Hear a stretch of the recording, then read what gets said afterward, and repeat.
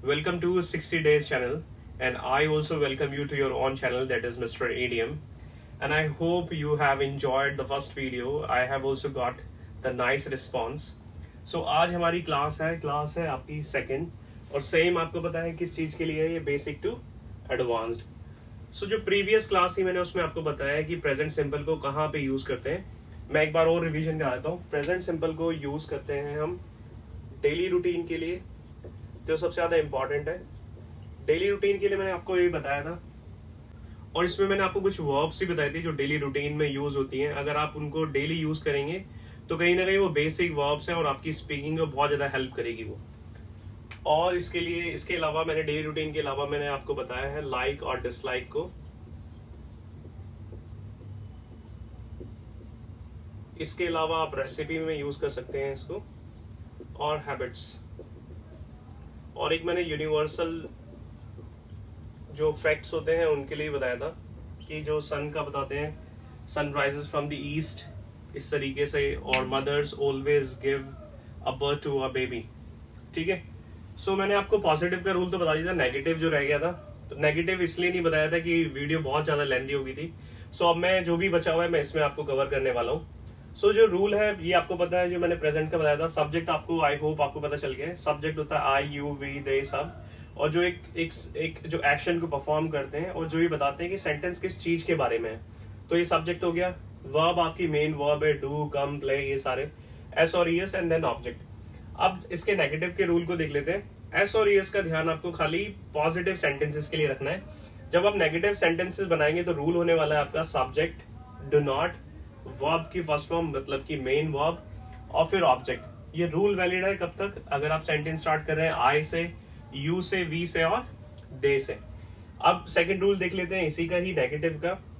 Subject लगता है does not, verb की फर्स्ट फॉर्म एंड ऑब्जेक्ट। ये वैलिड कब है? अगर आप सेंटेंस स्टार्ट कर रहे हैं ही से, शी से, इट से, किसी नेम से, और कोई भी चीज जब सिंगुलर होगी। ठीक है। आई होप आपको यहां तक समझ आ गया। तो मैं इस पे फिर से एम्फेसाइज कर रहा हूँ, आपको एस और ईएस का ध्यान तभी रखना है जब आप सेंटेंस पॉजिटिव बनाएंगे। जैसे ही आप सेंटेंस नेगेटिव बनाते हैं उसको भूल जाना है आपको। चलो इनके एग्जाम्पल को समझ लेते हैं। देखो एक और चीज बताता हूँ इसी के साथ में, मैं नेगेटिव को यूज करते हैं एक ऑपोजिट स्टेटमेंट देने के लिए। पॉजिटिव सेंटेंस है कोई स्टेटमेंट देने के लिए, उसका जो ऑपोजिट होगा वो होगा नेगेटिव। ठीक है। नेगेटिव ये ना समझे खाली नॉट लगाना है, रूल थोड़ा सा चेंज होता है। डू नॉट आ जाए और डज नॉट यूज कर लेते हैं। जैसे मैंने एग्जाम्पल लिखे हैं, she does not eat much, इसका मतलब है बहुत ज्यादा नहीं खाती है। आई डू नॉट स्टडी, मैं पढ़ता नहीं हूँ। दे डू नॉट प्ले, वो नहीं खेलते। इसी तरीके से अब ये ध्यान रखना था, अगर आई, यू, वी, दे से स्टार्ट करेंगे तो डू नॉट के साथ में आपको हेल्पिंग वर्ब यूज करनी है, और ही, शी, इट और किसी नेम से तो आपको डज नॉट यूज करना है। आई होप यहां तक क्लियर हो गया। अब नेक्स्ट देख लेते हैं, क्योंकि सेंटेंस हमें 3 या 4 फॉर्मेट्स में बनाते हैं, तो 3 को ध्यान रख लेते हैं, पॉजिटिव, नेगेटिव और इंटेरोगेटिव। इंटेरोगेटिव में हमें कोई भी डिटेल चाहिए होती है, कोई इन्फॉर्मेशन चाहिए होती है, तो उसके लिए यूज करते हैं हम इंटेरोगेटिव। रूल है डज पहले आ जाएगा। किसी भी टेंस का इंटेरोगेटिव को प्रैक्टिस करेंगे आप तो एक चीज ध्यान रखनी है, वो है जो भी हेल्पिंग वर्ब है वो सब्जेक्ट से पहले आ जाएगी। सो जो प्रेजेंट सिंपल में जो हेल्पिंग वर्ब होती है वो होती है डू और डज, तो इसलिए डू पहले आ जाएगा और डज पहले आ जाएगा। रूल है डज सब्जेक्ट, वर्ब की फर्स्ट फॉर्म ही रहने वाली है यहाँ पर, और फिर ऑब्जेक्ट। और ये रूल वैलिड होने वाला है आई, यू, वी, दे और प्लूरल नाउन्स के साथ में। और अब इसको देख लेते हैं, इसके जो सेकंड रूल है ये है आपका डज सब्जेक्ट, वर्ब की first form and then object. ये किस किस के लिए रह गया? जो बच गए हैं हमारे सब्जेक्ट, जैसे कि ही, शी, इट, कोई भी नेम, और या भी कोई भी सिंगुलर जो आप यूज करेंगे। ठीक है। देखो रूल समझ आ गया आपको। एक चीज और जो सबसे ज्यादा इंपॉर्टेंट है इसमें, जब भी क्वेश्चनिंग से आप सेंटेंसेस बनाएंगे तो एंड में आपको रिटन पार्ट में हमेशा क्वेश्चन मार्क को रखना है। अब मैंने यहाँ पे आपको, मुझे पता है कि ये सभी को पता होता है कि इसको हम क्या पढ़ते हैं, ये होता है क्वेश्चन मार्क।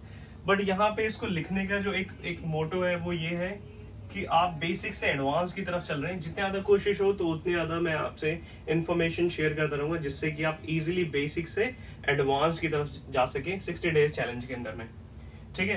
तो देखो अब इसको क्या पढ़ना होता है, कभी भी किसी वर्ड के अंदर में आप देख रहे हैं कि वो वर्ड एंड हो रहा है STION से, तो इसको पढ़ना होता है चन। ठीक है। देखो मैं थोड़ा सा समझाता हूँ आपको। अगर मैंने ये लिखा है STION से, कोई वर्ड एंड हो रहा है तो उसको शन ना पढ़ के आपको पढ़ना है चा साउंड होता है चन। जैसे आप इसको देखिए,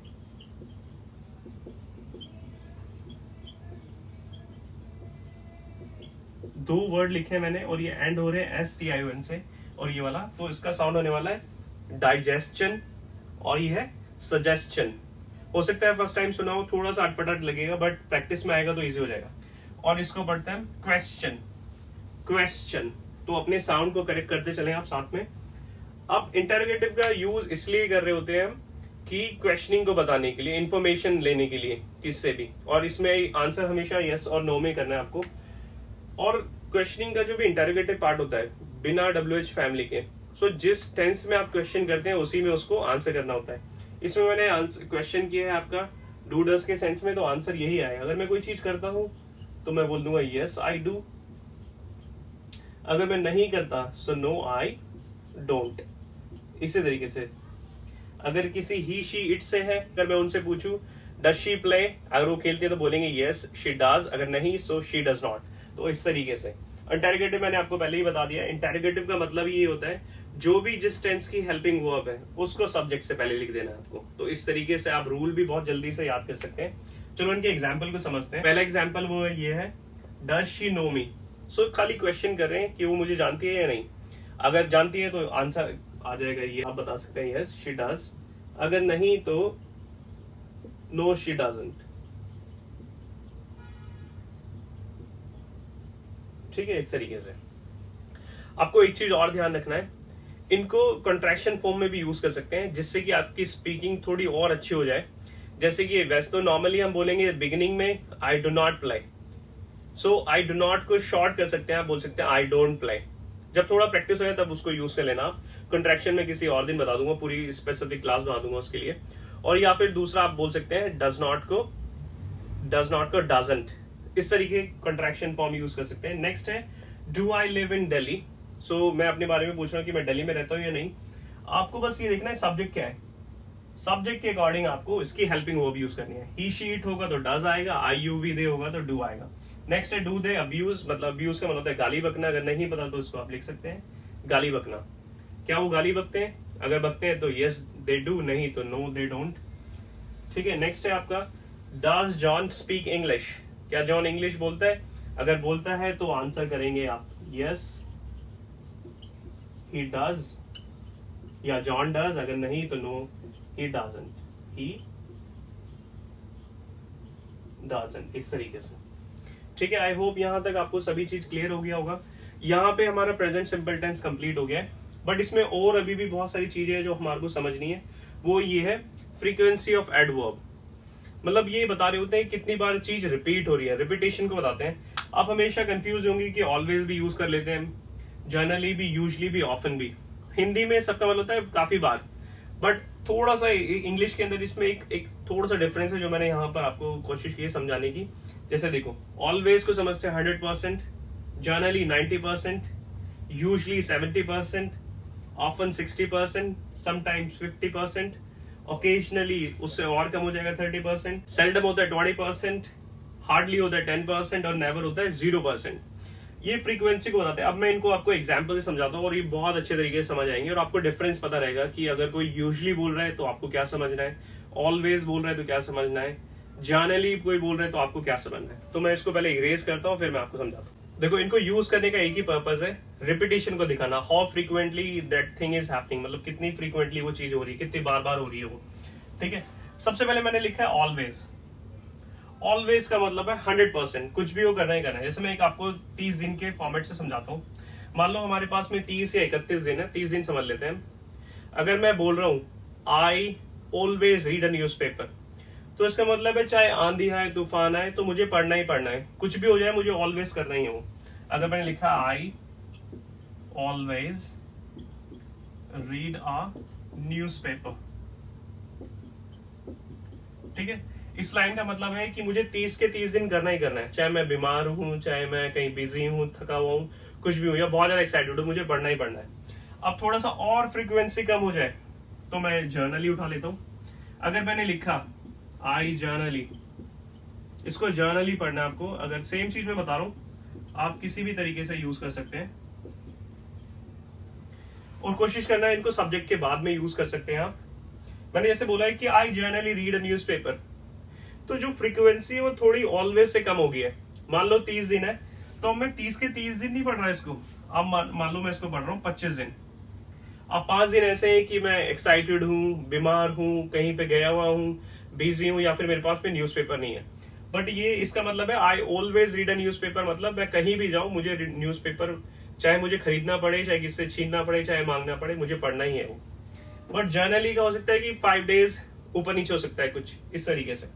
ठीक है, अब समझ आ गया आपको। सेम चीज अगर यूजली को उठाऊं मैं, I usually read a newspaper, थोड़ा और कम हो गया है। जहां पे मैंने 25 दिन किया था, तो यहां पर मैं 22 दिन कर लेता हूं इसको। ठीक है, सो आपको पता चल गया है कि जर्नली बोलते हैं तो वो चीज और ऊपर हो रही है, मतलब उसकी डिग्री करने की और ज्यादा है, इससे थोड़ा सा नीचे आता है। अगर बोल रहा हूँ I usually read a newspaper, तो हो सकता है मैं वीकेंड पे छोड़ रहा हूँ उसको, या कहीं मैं बाहर घूमने चला गया तब छोड़ रहा हूँ, या मैं पर्पसली भी छोड़ रहा हूँ, मुझे पता है। बट अभी भी काम काफी रिपीटेशन के साथ हो रहा है, कहीं ना कहीं अभी भी मैं काफी ज्यादा बार पढ़ रहा होता हूँ उसको। सो यूजली समझ आ गया आपको। एक है उसके बाद में ऑफन। ऑफन को एंड में या फिर सेंटेंस के बाद भी यूज कर सकते हैं, ऐसे आई ऑफन। सेम चीज बताऊं, रीड अ न्यूज़पेपर, इसी से बताता हूं तो समझ आ जाएगा, फिर कुछ और भी बताता हूं उसके बाद में। Read a news paper, I often read a newspaper. इसको ऑफ्टन या ऑफन दोनों पढ़ेंगे तो दोनों करेक्ट है, कुछ भी चूज कर ले। मैं तो ऑफन पढ़ता हूँ, सॉरी ये गलती कर दी मैंने, एन स्पेलिंग में थोड़ी सी गलती है, उसको प्लीज अगर हो तो माफ कर देना, चेक भी कर लेना। OFTEN often. ठीक है, ऑफन का भी यही है, ये भी फ्रीक्वेंसी को दिखा रहा है, बट इसकी जो करने की फ्रीक्वेंसी है, उस काम के होने की जो फ्रीक्वेंसी है, वो थोड़ी सी कम हो गई है। इसको मैंने दिया है इसको 60%, तो मान लो 30 में से हमारे अब 18 दिन पे गाड़ी आ गई है। एग्जाम्पल होने वाला है I often read a newspaper, मतलब कि आप समझ गए कि किस किस कितना मतलब फ्रीक्वेंटली हुआ है।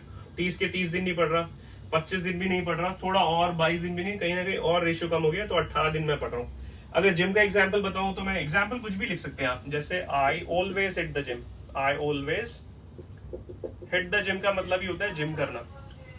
ये वाला याद कर लेना आप लोग, अगर आपने पहले पता है तो ठीक है, नहीं पता तो उसको याद कर लेना। हिट द जिम का मतलब होता है एक्सरसाइज करना, जिम के अंदर जाके एक्सरसाइज करना। अगर मैं बोल रहा हूँ I always hit the gym, इसका मतलब ये है चाहे बहुत ज्यादा धूप पड़ रही है, बारिश आ रही है, उस दिन तूफान आ रहा है, मुझे 100% करना ही करना। जैसे इसके दूसरा एग्जाम्पल देखें, अगर मैंने लिखा आई generally hit the gym,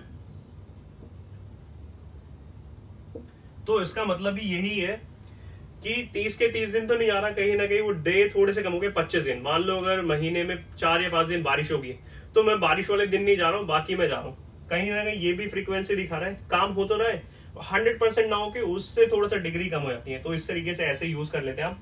sometimes तो पता ही है आपको, समटाइम्स मान लेते हैं 30 के आधे कितने हो गया, 15 दिन, तो इसको बिगिनिंग में या एंड में भी यूज कर सकते हैं आप।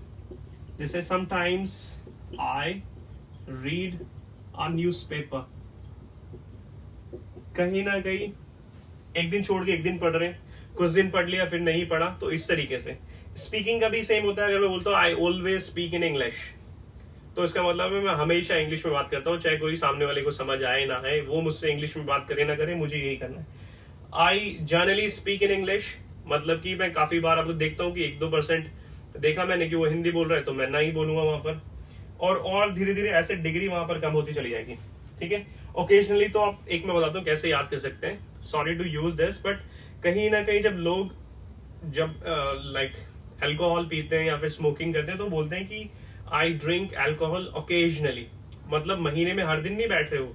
जैसे इसका रेशियो आपको पता है 30% है, तो मान लो कि 12 दिन बैठ गए हैं, और साल में तो फिर आप समझ सकते हैं कितना होता है, जैसे साल के अकॉर्डिंग अगर फंक्शन है तो उसके अकॉर्डिंग ठीक है। सो I occasionally read a newspaper. मैं न्यूज़पेपर पे ही बना रहा हूँ सारे, जिससे कि आपको सारे डिफरेंस समझ आ जाए। तो यही लिखे होते हैं कि आपको डिफरेंस पता है, इसको किस पर्पज से यूज किया है, इसको इसको इसको इसको और इसको।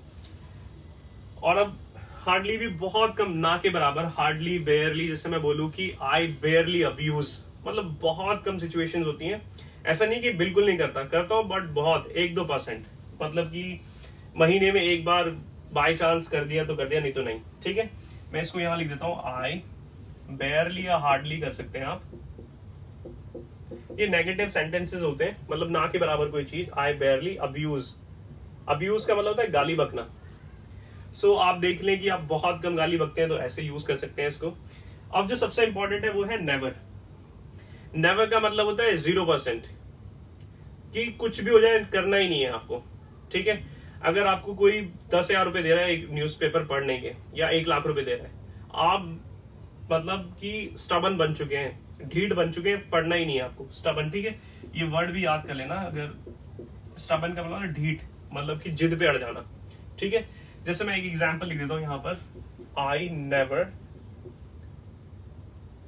Beat my students. मैंने एग्जांपल लिखा है, मैंने रेशियो रिपीटेशन दिखाया है कि रिपीटेशन यहाँ पे दिखाया है, बट क्या है, रिपीटेशन बिल्कुल 0 हो गया, ना के बराबर, होता ही नहीं है, कुछ भी हो जाए। अब मैंने लिखा है कि मैं अपने स्टूडेंट्स को कभी नहीं मारता। इसका मतलब ये है कि चाहे वो पढ़े ना पढ़े, आए ना आए, मैं कुछ नहीं करने वाला उससे, मैं उनको मारने वाला हूं नहीं। डांट सकता हूँ बट मैं उन्हें कभी मारूंगा नहीं। तो इसका मतलब ये होता है। आई होप आप जब भी इनको सुने समझे, आप देख ले कितनी बार हो रहा है वो, डिग्री देख ले, रिपीटेशन देख लें उसकी। अगर आप कोई चीज हमेशा करते हैं, अगर आप झूठ हमेशा बोलते हैं, सच हमेशा बोलते हैं, ऑलवेज करें। थोड़ा सा आप डिग्री कम कर लेते हैं तो जर्नली बोलें या फिर ऑफन बोलें, इनमें से कोई भी। अगर लग रहा है कि कुछ दिन झूठ बोलते हैं, कुछ दिन सच बोलते हैं, तो समटाइम्स। और आप देखते हैं कि कुछ लोग बहुत कम एक्सरसाइज करते हैं, जैसे जिम की फी भर दी तो 4 दिन जा रहे हैं जिम के अंदर, तो आपको पता है डिग्री बहुत कम हो गई है, तो हार्डली, जैसे दे हार्डली कम टू जिम और दे हार्डली हिट द जिम, इस तरीके से। आई होप आपको ये समझ आ गया। अब मैं आपको कुछ और वर्ब्स बता देता हूँ जो बेसिक वर्ब्स होने वाली हैं और जो हमारे डे टू डे यूज में यूज होती है बहुत ज्यादा। प्रेजेंट में भी यूज होंगी, कंटिन्यूअस में भी और प्रेजेंट परफेक्ट में भी। अब जब इन वर्ब से बेस बन जाएगा तो आप धीरे धीरे आगे एडवांस की तरफ चलने लगेंगे। मैं इसको रेस करता हूँ और फिर सीखते हैं इनको। सो जैसे मैंने बोला कि मैं आपको कुछ और वर्ब्स बताने वाला हूँ जो डेली यूज करने वाले हैं आप, और बेसिक वर्ब्स हैं, ये यूज करना आना चाहिए। जैसे मैंने लास्ट टाइम आपको बताया था, फटाफट से एक क्विक रिवीजन दे देता हूँ मैं आपको। मैंने लास्ट टाइम आपको वर्ब बताई थी वेकअप, जो उठने के लिए यूज करते हैं। वेकअप के बाद हम हो सकता है पानी वगैरह पिए अपने डेली रूटीन के अंदर में, तो ड्रिंक यूज कर लेते हैं, ठीक है। ड्रिंक के बाद मैंने आपको बताया था यहाँ पर फ्रेशन अप। फ्रेशन अप होता है जो भी नेचुरल कॉल होते हैं वॉशरूम वगैरह में जाके करते हैं, तो फ्रेशन अप। और मोबाइल चलाना आप हिंदी से सोचेंगे उसको, बट इंग्लिश में उसको यूज करते हैं। I use my phone, they use their phone, she uses her phone, इस तरीके से, ठीक है। उसके बाद में यूज के बाद में आप क्या करते हैं, take a bath. Take a bath का मतलब होता है नहाना। इसको बेद भी पढ़ देते हैं। बेद मेरे को लगता है थोड़ा सा डिफिकल्ट हो सकता है अलग अलग टेंसेस के अकॉर्डिंग, तो टेक अ बाथ यूज करें, अच्छा भी है और ये इजी भी है, ठीक है।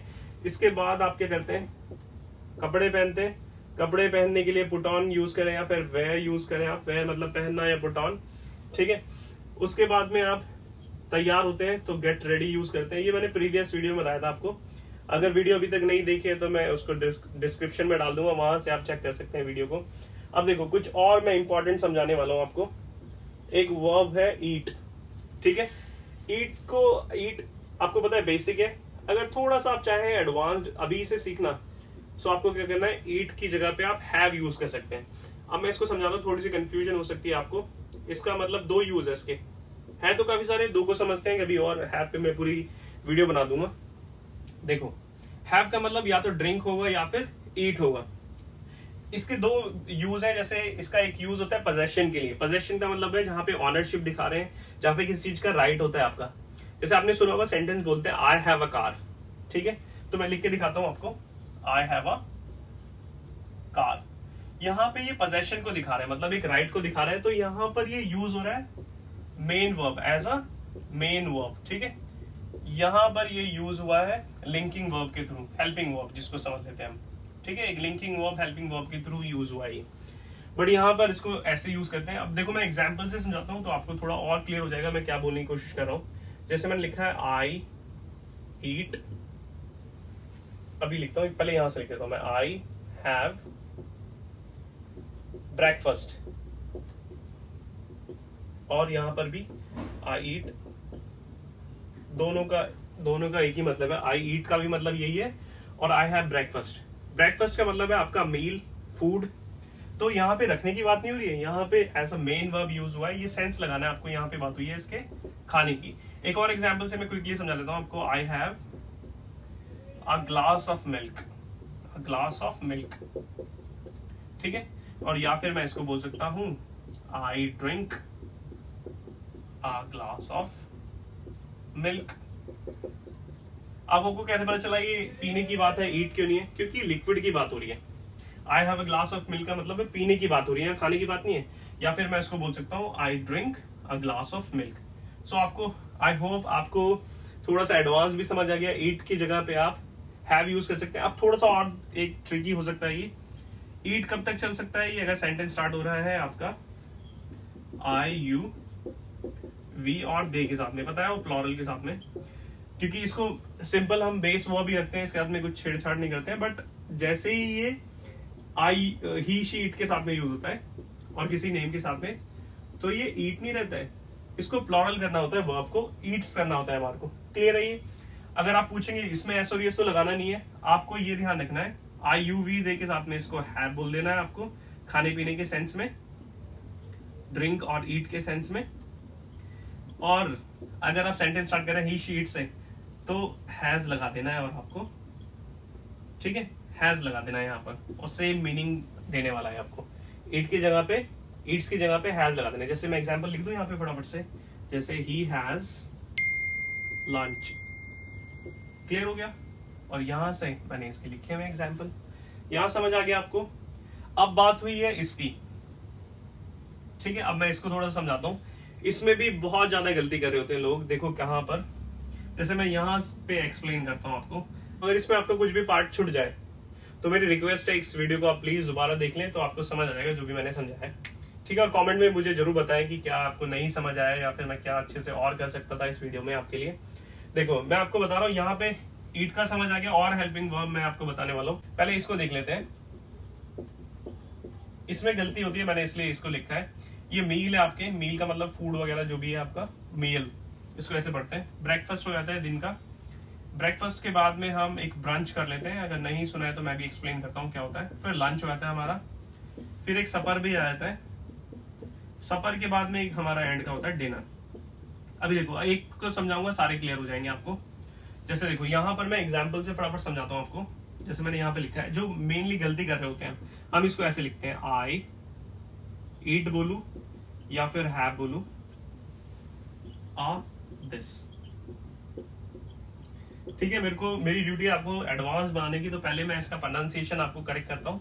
बाकी तो आप ठीक पढ़ते हैं, ब्रंच है, लंच है, सपर है, डिनर है, ठीक है।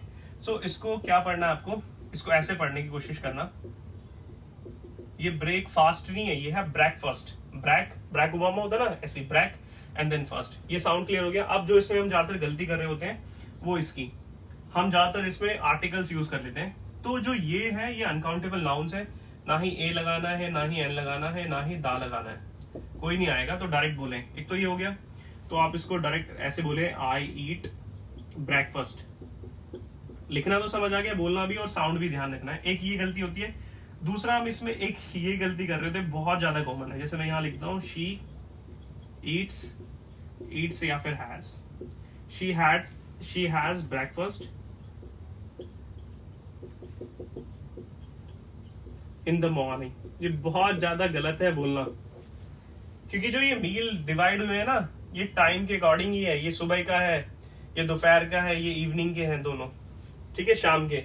तो ये बोलना गलत है कि I have breakfast in the morning, क्योंकि ब्रेकफास्ट मॉर्निंग में ही किया जाता है। उसके टाइम को बता सकते हैं आप, I eat my breakfast at 9 o'clock, at 10 o'clock। जैसे 10 o'clock बोलेंगे, उसको ये अंडरस्टूड है कि सुबह की बात हो रही है, क्योंकि आपने पहले ही ऐड कर दिया है ब्रेकफास्ट को। तो प्लीज ये स्टूपिड गलती ना करें। इसको मैं एक एग्जाम्पल समझाता हूँ आपको। जैसे मैं ये इरेज करता हूँ, यहाँ पर देखो, यहाँ पे अगर मैंने लिखा, जैसे एक मेरे नोन थे, वो ज्यादातर ये वाला एग्जाम्पल लेते थे, आई हैव 2 daughters, ठीक है, both are girls। सेंटेंस को बड़ा करने के लिए, दिखाने के लिए उनको इंग्लिश बहुत ज्यादा आती है, ठीक है, गलती होगी।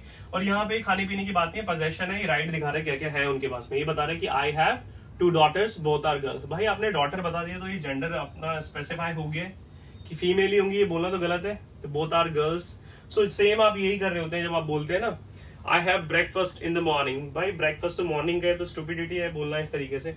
अब आपके लिए ब्रंच वर्ड हो सकता है कुछ नया हो, ब्रंच हो सकता है आपने पहले कभी नहीं सुना हो। तो ब्रंच का मतलब क्या होता है, जैसे मैंने ये देख रखा है कि हमारा जो ब्रेकफास्ट होता है 8 से 11 के बीच में कर लेते हैं। जैसे कुछ लोग लेट उठते हैं, 9 बजे उठ रहे हैं, तो किस टाइम करेंगे, उठते तो करेगा नहीं कोई भी, या 10 बजे उठ रहे हैं तो इसके टाइम के बीच में। अब मान लो यहाँ से लेट हो जाए वो, जैसे मेरा होता है ब्रंच, मैं 11 बजे के बाद या 12 बजे के बाद खाता हूँ। और आपने देखा है कि 12 बजे के बाद से लोग लंच के ऊपर टूट पड़ते हैं 12 से 4 के बीच में लोगों का काम होता है लंच करना।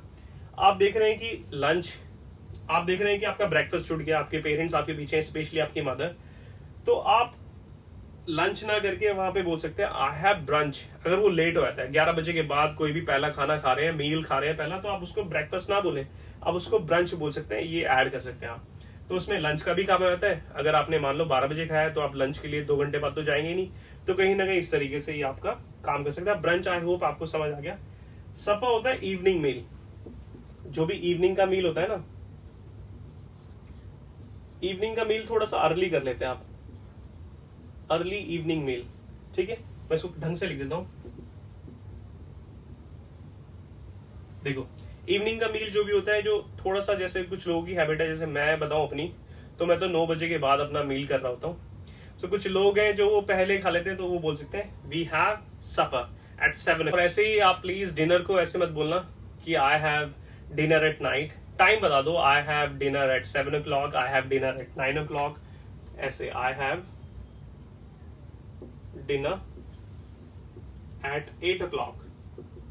समझ आ गया, इवनिंग की बात है तो इवनिंग लगाना इसमें स्टुपिडिटी हो जाएगा, ठीक है। आई होप आपको ये क्लियर हो गया है, और ये बहुत इंपॉर्टेंट है इस पे काम करना, इसलिए बताया आपको, ठीक है। मैं नेक्स्ट बताता हूँ आपको, मैंने आपको ईट तक बता दिया था, खाने तक, ठीक है। खाना खाने के बाद हो सकता है आप कोई वीडियो देखें, टीवी देखें, तो उसके लिए यूज करना है आपको वॉच, क्लियर है। वॉच करने के बाद हो सकता है आपको नींद आ जाए, सोने की टाइम हो जाए, तो उसके लिए आप जो दोपहर में थोड़े टाइम के लिए सोते हैं, तो उसके लिए बोलते हैं take a nap, take a nap, ठीक है। टेक अ नैप यूज करना है। इसको बोलने के और भी तरीके हैं, जैसे कि टेक 40 विंग्स, जैसे इसको ऐसे मैं करेक्ट कर देता हूं, टेक 40 विंग्स, ठीक है। या फिर आप बोल सकते हैं take a cat nap, take a cat nap. पहले ये बेस को टिक कर लेना, टेक अ नैप, फिर इसे थोड़े टाइम के लिए सोने के लिए यूज करते हैं टेक अ नैप, ठीक है। और उसके बाद आप हो सकता है गेट अप हो, मतलब उठे, उसके बाद आप गेट अप के बाद में जब उठ जाएंगे आप, हो सकता है मार्केट जाना हो, तो गो टू मार्केट लगा देते हैं, गो टू मार्केट। अब मार्केट अगर पता नहीं है कौन सी है तो टू लगाना है, अगर आपको पता है कौन सी मार्केट है तो वहां पे दा लगा के नियर बाय वाली मार्केट में आते हैं आप, ठीक है।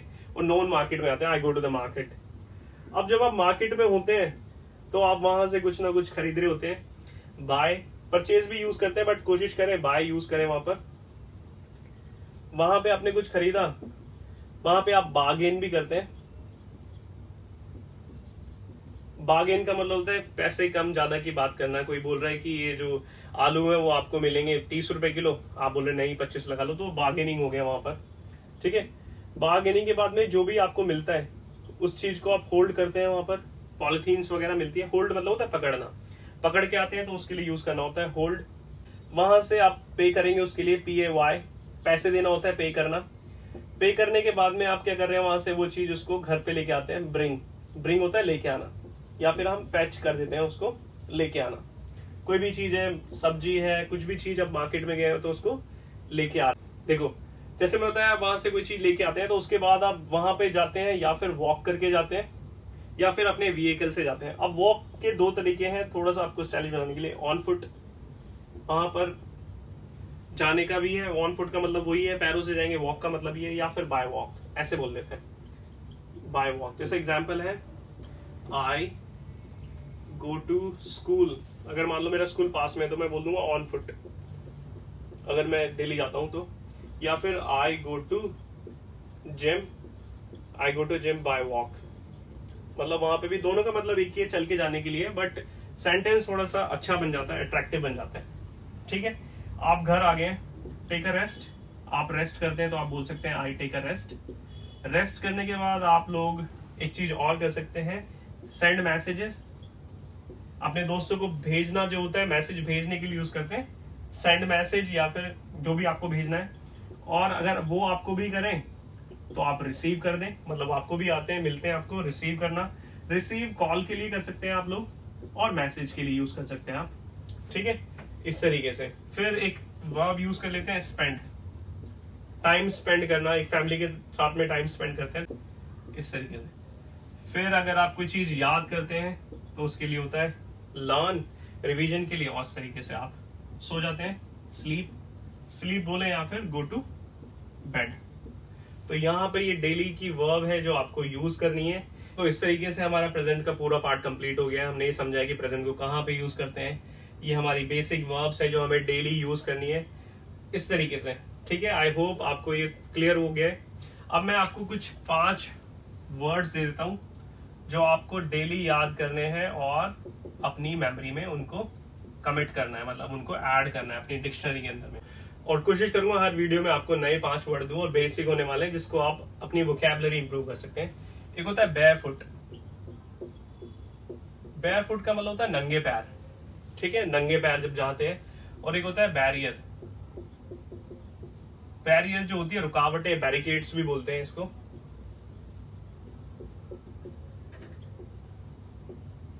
ठीक है, बैरिकेड्स हो गया, बैरियर। और इसके अलावा आप एक वर्ड यूज कर सकते हैं, डिलीजेंट। डिलीजेंट का मतलब होता है बहुत ज्यादा जो इंटेलिजेंट होते हैं, ठीक है।